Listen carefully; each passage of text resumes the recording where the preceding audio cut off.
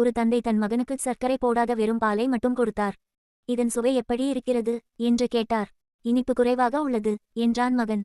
அடுத்தபடியாக சர்க்கரையை மட்டும் தன் மகனுக்கு கொடுத்து இது எப்படி இருக்கிறது என்று கேட்டார். இது பாலை விட இனிப்பாக உள்ளது என்றான் மகன். அடுத்து பாலில் சர்க்கரையை கலந்து கொடுத்து இது எப்படி இருக்கிறது என்று கேட்டார் தந்தை. தந்தையே, வெறும் பாலை விடவும் வெறும் சர்க்கரையை விடவும் சர்க்கரை கலந்த பால் தான் இனிப்பாக உள்ளது. இனி எனக்கு வெறும் பாலும் வேண்டாம், வெறும் சர்க்கரையும் வேண்டாம். சர்க்கரை கலந்த பாலை மட்டும் தாருங்கள் என்றான் மகன். சிறுகதைகளைச் சொல்லி பெரிய தத்துவங்களை விளக்குவதில் வல்லவர் பராசர பட்டர்.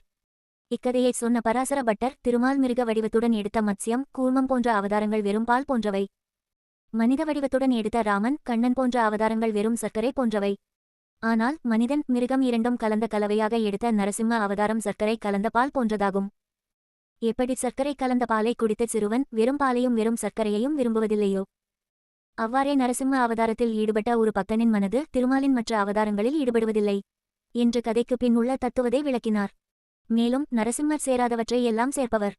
மனிதனையும் மிருகத்தையும் இணைக்க முடியுமா? பகலையும் இரவையும் இணைக்க முடியுமா? பூமியையும் வானத்தையும் இணைக்க முடியுமா? வீட்டின் உள்புறத்தையும் வெளிப்புறத்தையும் இணைக்க முடியுமா? உயிருள்ள பொருளையும் உயிரற்ற பொருளையும் இணைக்க முடியுமா?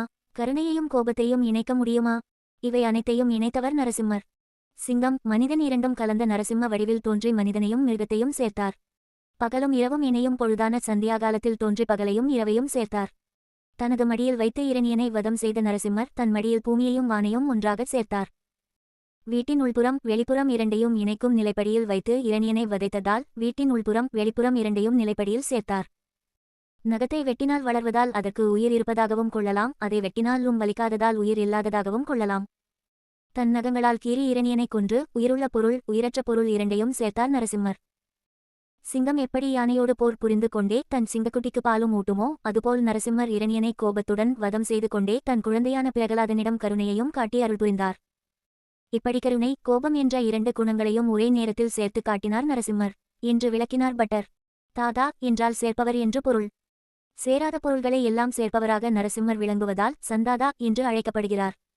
சந்தாத்ரே நமக என்று தினமும் சொல்லி வரும் அன்பர்களுக்கு வாழ்வில் பிரிந்து போன சொந்தங்களும் செல்வங்களும் மீண்டும் வந்து சேரும்படியும் இணைந்த உறவுகள் பிரியாதிருக்கும் படியும் நரசிம்மர் அருள் புரிவார்.